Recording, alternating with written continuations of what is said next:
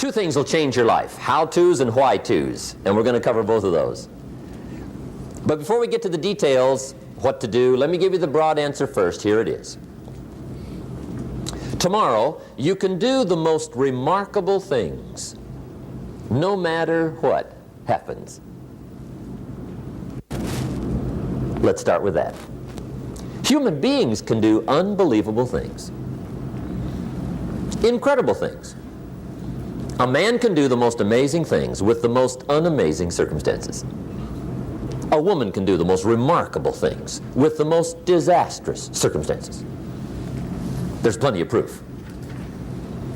I found out kids can do remarkable things. That is, if they have remarkable things to do. I also found out if they don't have remarkable things to do, no telling what they'll do. But see, kids can do remarkable things. People can do remarkable things. I'll tell you why human beings can do remarkable things. It's because they are remarkable. That's why. They're not dogs, animals, fish, birds, amoebas. Humans are different than any other creation. When a dog starts with weeds, he winds up with weeds. And the reason is because he's a dog. But that's not true with human beings. Human beings can start with weeds and turn them into gardens. That's the advantage, being a human versus being a dog, turning weeds into gardens. Human beings can turn nothing into something, pennies into fortune, disaster into success. And the reason humans can do those remarkable things is because they are remarkable. So if I had a word with you tonight, one-on-one, just you and me, I think my personal advice to you would be, this year, 1981, reach down inside of you and come up with some more of those remarkable human gifts. They're there, waiting to be utilized. And then change anything for you you want to change. And I challenge you to do that because you can change. If you don't like how it is for you, change it. If it doesn't suit you, change it. If it doesn't please you, change it. If it isn't enough, change it. And I challenge you to do that because you can change. See, you don't ever have to be the same again after tonight, only by choice. If you don't like your present address, change it. You're not a tree.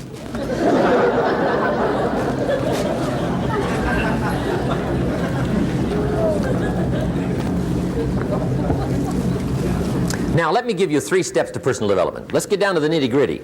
What does it take to really make the changes starting tomorrow? It takes more than philosophical pronouncement. I know that. It also takes more than enthusiasm. I know we're hearing a lot about enthusiasm these days, but see, that just won't do the job.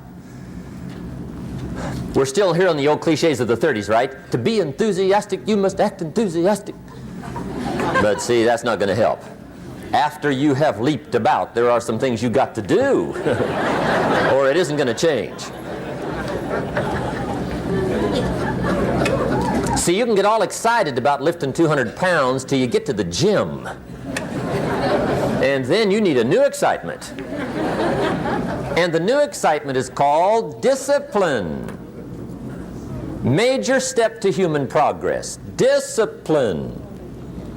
If there's one thing to get excited over, that's it. Get excited over your ability to make yourself do the necessary things. What could you make yourself do starting tomorrow that would change it all? No telling. Now, see, that's exciting. On any given day, you can massively change the direction of your life.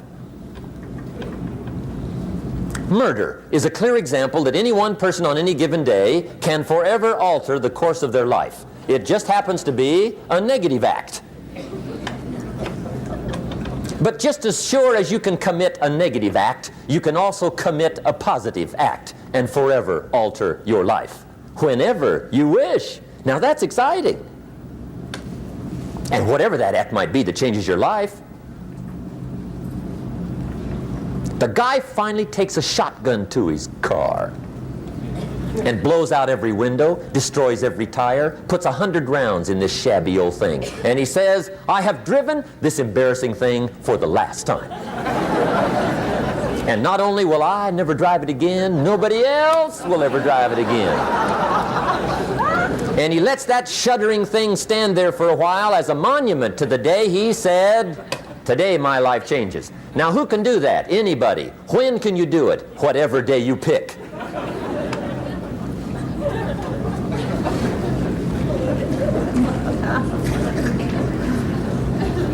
Now here's the key to discipline. Start with the little disciplines, get excited over the little disciplines, and get right on those, because those will lead to the big ones. You can't handle the big challenges in life unless you take on the little ones.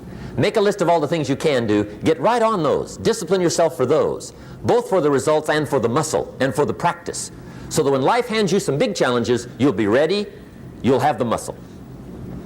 But see, if you don't handle the small ones, you can't take care of the big ones. Okay, here's what else it takes for life change. Self-motivation. Key phrase, self-motivation. I don't know why we call it self-motivation. It's really the only kind there is. You've got to motivate yourself. Because I found out you can't change people. They can change themselves, but you can't change them. Lord knows some I've tried. But see, it won't work. People have to change themselves. I learned some of those lessons early. I built a little sales organization way back in those early days. I'm 25. And I had some nice people. I said, I'm going to make these people successful if it kills me. I almost died, right? I mean, you can't do that.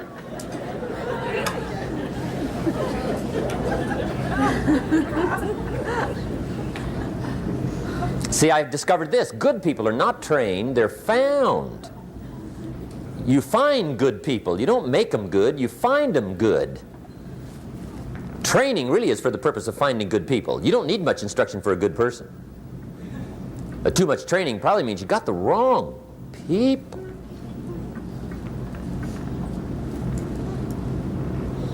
So you got to find the right people. That's the key to getting a good job done. One of the major things we learn in management, lesson 1, don't send your ducks to Eagle School.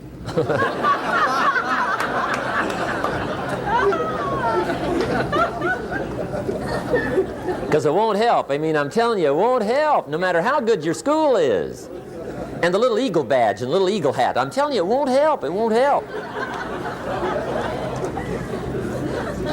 You can tell whether your school's done any good, right, is when it's over, right? The duck goes for his first rabbit and makes him a friend. You say, no, no, no.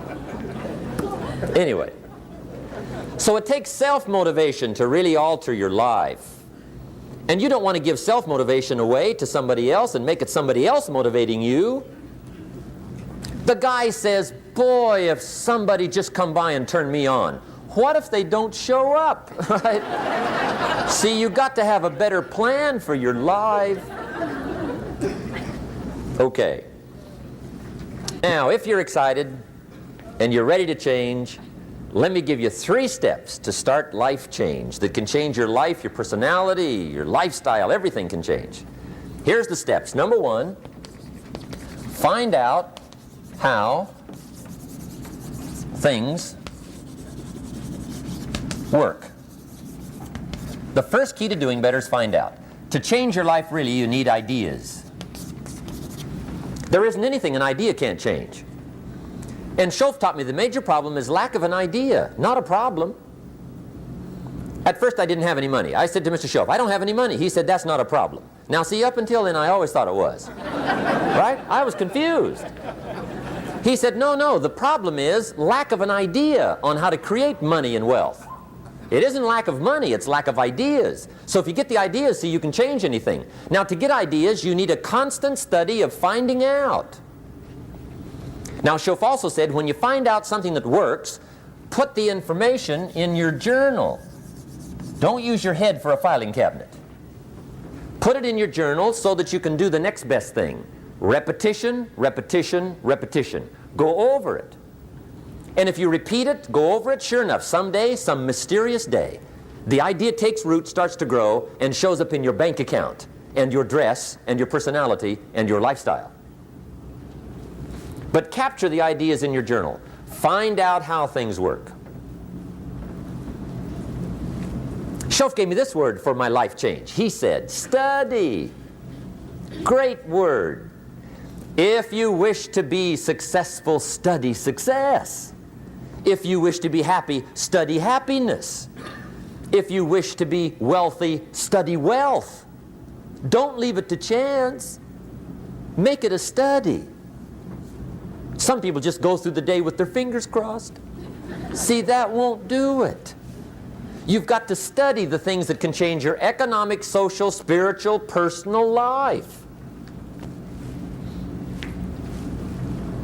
Now, here's a qualifying phrase. And we'll have several of these qualifying phrases throughout the seminar.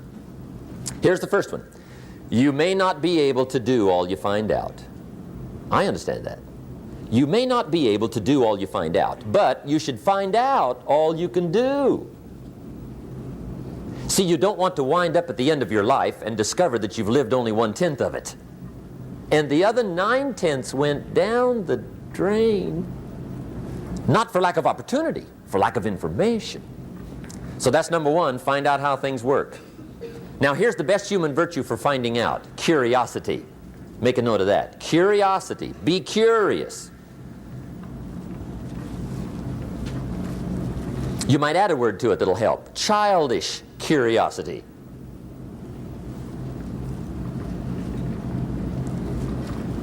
What will kids do if they want to know something bad enough? Bug you, that's the phrase. They can ask 1,000 questions. You think they're through? They got another 1,000. They'll drive you to the brink. It's a virtue. When you gotta know, be like a child. In fact, Jesus, the master teacher, said, unless you can become like little children, you might as well forget it. You don't have a prayer. Excellent advice. You gotta be like children. 4 ways, in my opinion, to be like a child. Number 1 is curiosity. Number 2 is excitement. Get excited like a child over your ability to make yourself do anything for change. 3rd is faith. Have faith like a child. Adults are too skeptical. And 4th is trust. Trust is a childish virtue, but the rewards are incredible. So be like a child. Now, if you're curious, let me give you 3 ways to find out how to change anything. Any life direction, any dimension. Here's 3 ways to find out how to change anything. Number 1 is to read. Become a good reader. All of the successful people I know and work with around the world, they're all good readers. Curiosity drives them to read. They got to know. They just read.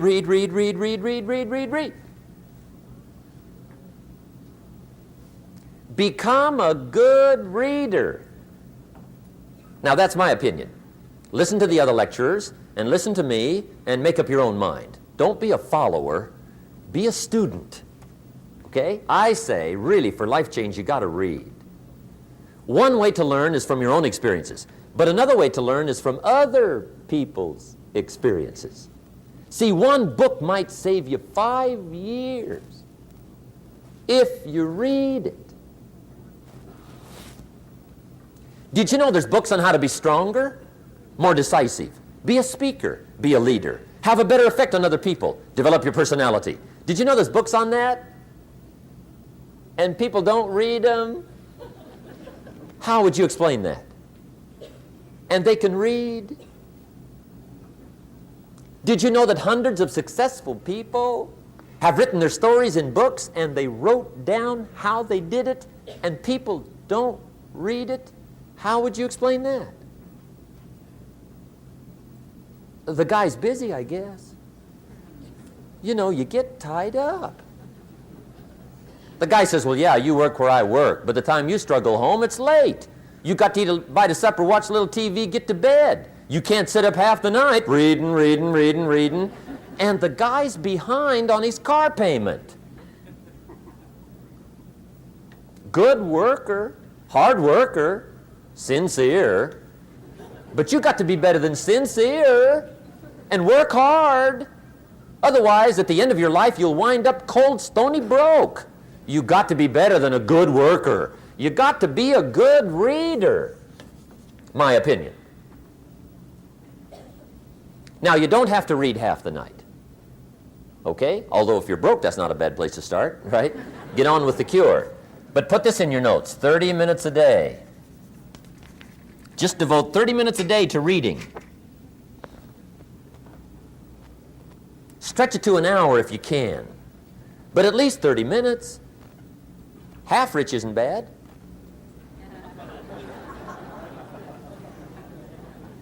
"30 minutes a day, read something positive, something challenging, something inspirational, something instructional. At least 30 minutes a day." And here's the next clue. Every day. Don't miss. Once you set this up, just don't miss.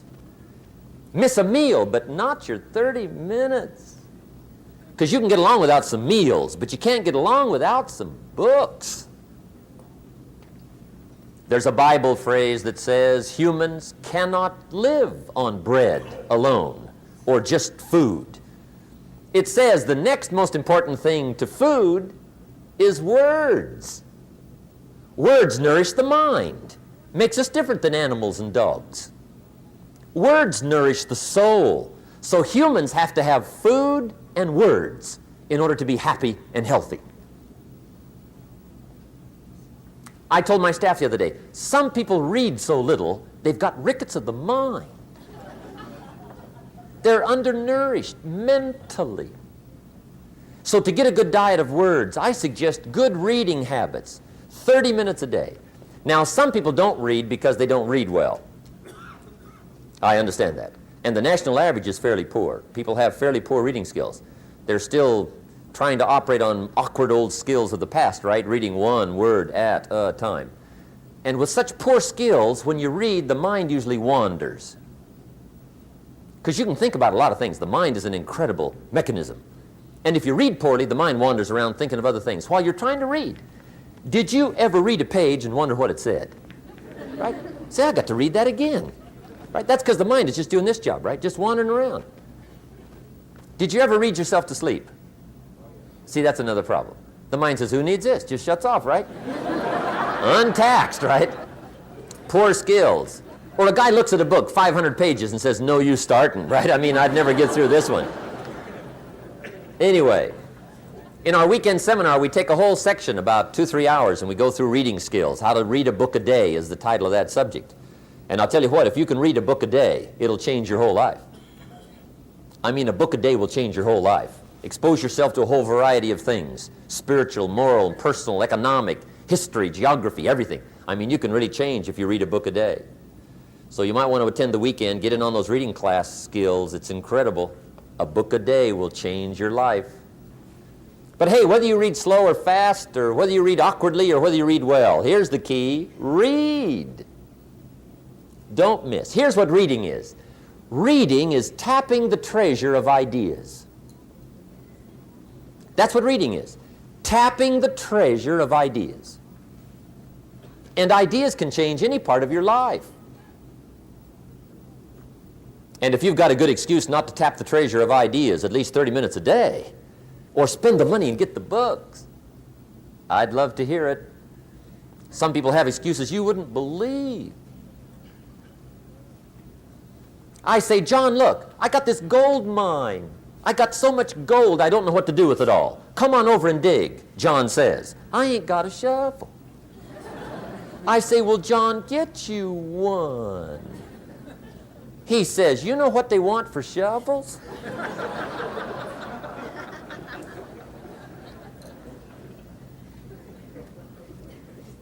Let me give you the 2 books that started my library at age 25. My library now is worth many, many, many thousands of dollars, but it started with 2 books. Mr. Schoaf recommended these to me, got me started. Schoaf said, become self-educated. He said, standard education will get you standard results. And you can check those numbers and see if that's what you want. But if you want to go beyond that, you now have got to become self-educated. So he got me started on my library. He said, one of the ways is build your library. Now, I had a Bible, right? That was 66 books, so that's a pretty good deal. But here's what else he recommended. He said, number one, get the book Think and Grow Rich by Napoleon Hill. Think and Grow Rich, if you don't already have it. The title should intrigue you. Think and Grow Rich. I found that book in a secondhand bookstore. I paid 47 cents for it. I've still got it. It's one of the rare hardback covers. I read it several dozen times. Schoaf taught me repetition is the mother of skill. Some of the ideas in that book helped to change my life. As I look back on it now, the book was worth several $100,000, and I bought it for 47 cents. What a lesson I learned, the difference between cost and value.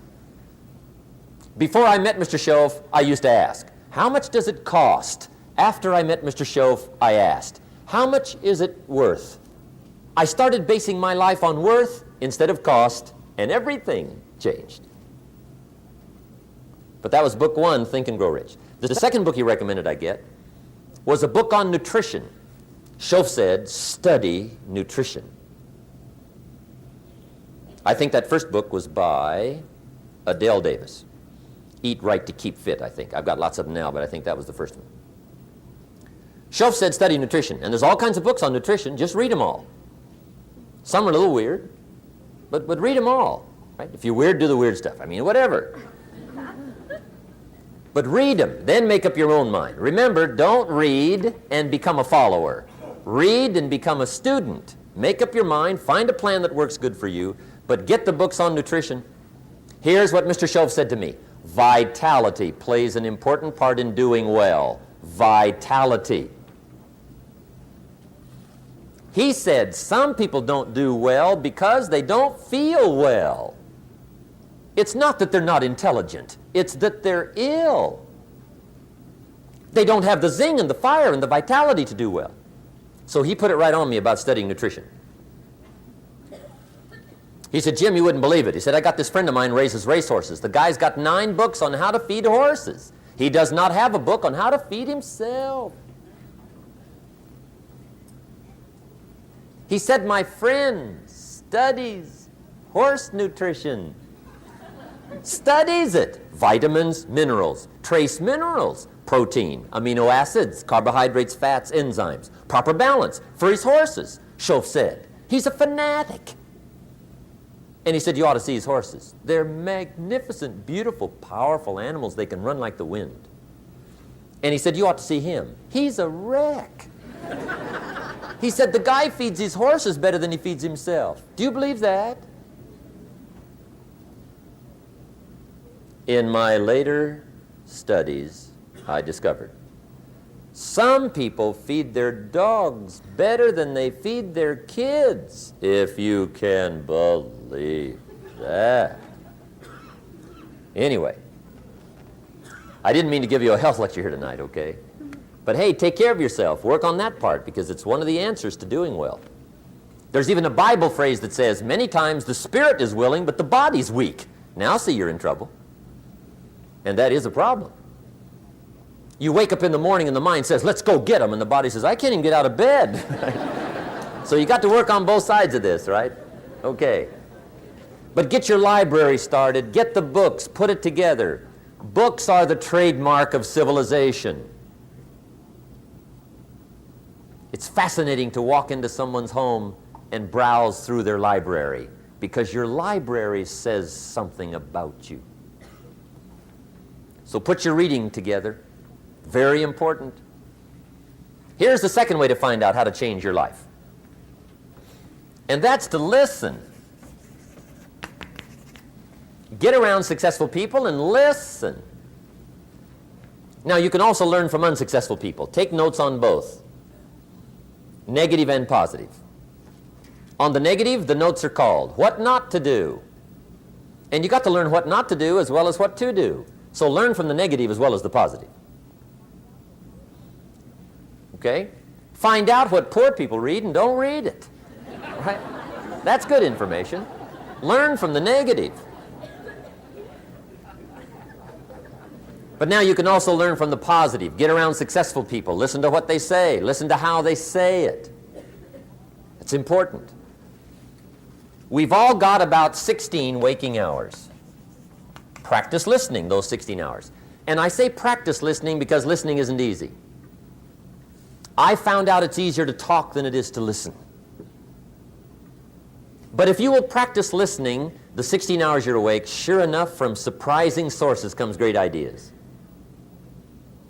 In sales training we teach, if you want to learn sales, listen to the kids. Kids have got to be the master salespeople of all time. They have no equal. Father tells his young son, "No, you cannot have an ice cream cone." 30 minutes later, he's licking on one. That'd be 30 minutes worth listening to. They got moves you wouldn't believe. Persistence runs deep like the ocean. And the kids never took a class on how to overcome objections. They already know how. They don't need classes. You tell kids no. That goes right on by. They give you 3 good reasons. You say no. It goes right on by. They give you 3 more. They're masters. So listen and learn.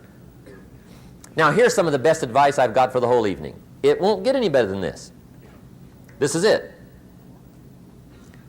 Poor people ought to take rich people out to dinner and listen. That's some of the best I got. If a guy's not doing well, one of the first things he ought to do is find a guy that is doing well and offer to buy him his dinner. Spend $50, $60, $80, $100. Go for the full 9 course. Start him on the juices and hors d'oeuvres. Get him started talking. The salad takes 15 minutes. Keep it rolling. Biggest steak in town takes 45. Keep it rolling. Pour on the dessert. Stretch that meal out about 2 hours. If you get a successful person to eat and talk for 2 hours, they're liable to drop ideas in your lap, change your life. Multiply your income by 2, by 3, by 5. But you're right. Poor people don't usually take rich people out to dinner. That's the problem. The guy said he's rich, let him buy his own dinner. I'm not coming up with any money. And he says, besides, you work where I work. By the time you struggle home, it's late. You're lucky to get your own supper, let alone running around trying to find a rich man to feed. And the guy's behind on his house payment. Good worker, hard worker, sincere. But you got to be better than sincere. Work hard. You wind up broke. You got to be better than a good worker. You got to be a good listener. And remember, what you read and what you hear, put the good stuff in your journal. Now here's the third way to find out how to change your life. And that's to observe. You can pick up a lot of ideas just by watching. Get around successful people and watch. Here's why. Success leaves clues. Watch how the man shakes hands. Watch how the lady responds. People who do well do certain things over and over and over and over. And if you're clever, you can pick them up. Watch it all. If a guy's making $10,000 a month, I'd watch how he walks. Maybe that's it. Copy his funny little walk. Somebody says, well, that's kind of a silly walk. Say, it's 10,000. I haven't got the money yet, but I got the walk. It's bound to start somewhere. What I ask you tonight is to be unusual and be a good observer of what's going on. You can pick up ideas that can change your life starting tomorrow. Just be a more careful observer. Now remember, there's 2 ways to see. One is called sight. See with your eyes. The other one is called insight. See with your mind. See with your eyes, you'll see things. See with your mind, you'll see answers. Put your eyes and your mind to work. And the best advice on developing sight and insight is pay attention. Don't miss anything. In the weekend seminar we teach, one of the greatest fatalities to success is preoccupation, lack of concentration. The guy's mind wanders. See, you wind up average. You've got to learn to zero in and concentrate. I read a good article one time, Reader's Digest. The title was, "Wherever you are, be there." Excellent. Don't miss anything. Now, we've lingered a little bit long on number one here for personal development. Find out how things work, but it's so very important finding out. And I've given you 3 ways to find out. Now, here's the second step to personal development. Okay, number 1 was find out how things work. Here's number 2, go to work.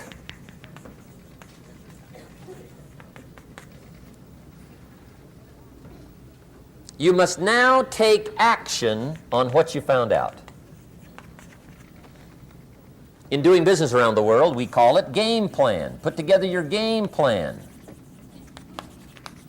One of the major things we teach on the weekend seminars, game plans. How to game plan your office. If you're in sales, you need a game plan. Kids need a game plan. You need a home game plan, social game plan, a business game plan. Everybody needs game plans. Financial independence, game plan. Your investment, game plan.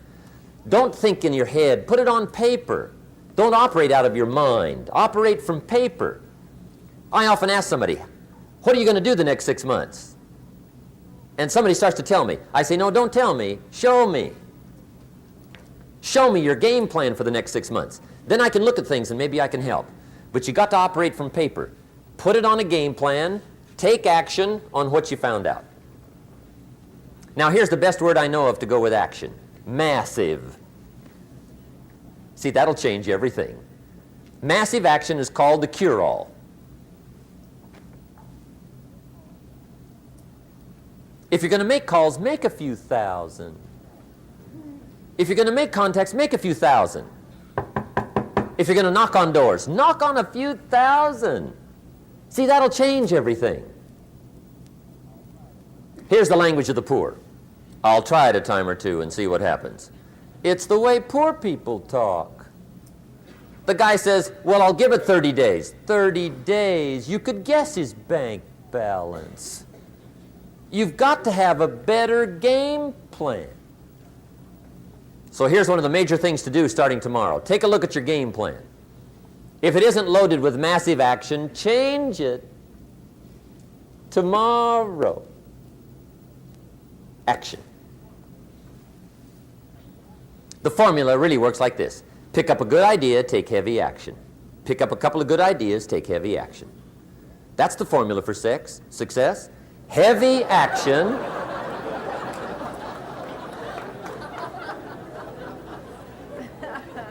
It's a good thing we can edit all this, right? The formula for success, take heavy action on a good idea, right? That's the ratio. Now here's the key. Don't wait till you've learned 2,000 or 3,000 things, because that way you'll use up all the time. And you could wind up smart and broke. And hey, it's okay to be dumb and broke. But if a guy's smart and broke, that's pitiful. Don't let your learning lead to knowledge. You'll become a fool. Let your learning lead to action. You can become wealthy. And there's many kinds of wealth. I understand that. Not just money. Money's one of the least of all values. I know some people with a lot of money that are very poor. Evita sings, as for fortune and as for fame, they are illusions. They're not the solutions they promised to be. So there's all kinds of wealth, but to get a big share coming your way, you've got to have a heavy action game plan. Now here's the third step to personal development, and we'll wrap up personal development. Step number 3, it's just a little caution, and all through life we need little cautions. This one simply says, don't try to beat the system. Find out how it works, work it, but don't try to beat it. Some people learn just enough to start slicing it, shading it, thinning it, cutting corners, and looking for cheap answers. See, don't fall for that. You'll wind up with a cheap life. Find out how it works best and do it that way. Even though it seems to take a little longer, do it right. Don't compromise with right. Now, under this step, here's another key. Be a quick learner. Don't let it take long to teach you. Learn quick. Don't run at the wall too many times.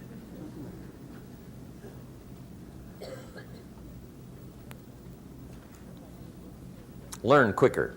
One guy said he broke his nose 7 times in the same place. Somebody says, looks like you'd stay out of that place. Learn quicker. Now, the third point here is don't be stubborn. See, some people won't change even when a better way comes.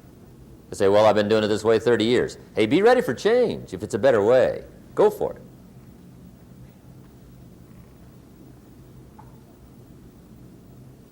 But don't try to beat it.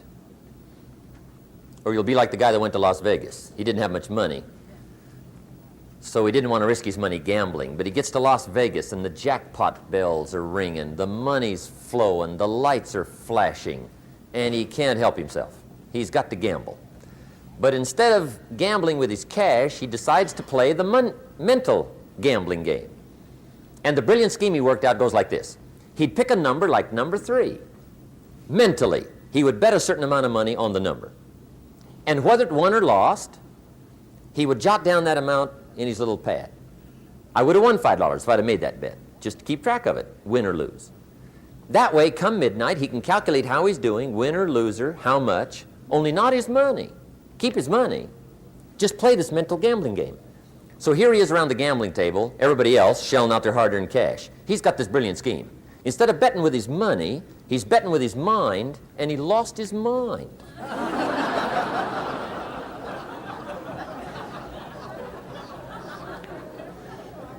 Which means don't try to beat the system, I guess.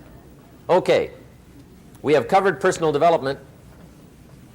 By the way, it's the longest subject, so take heart. The rest of them are a lot shorter.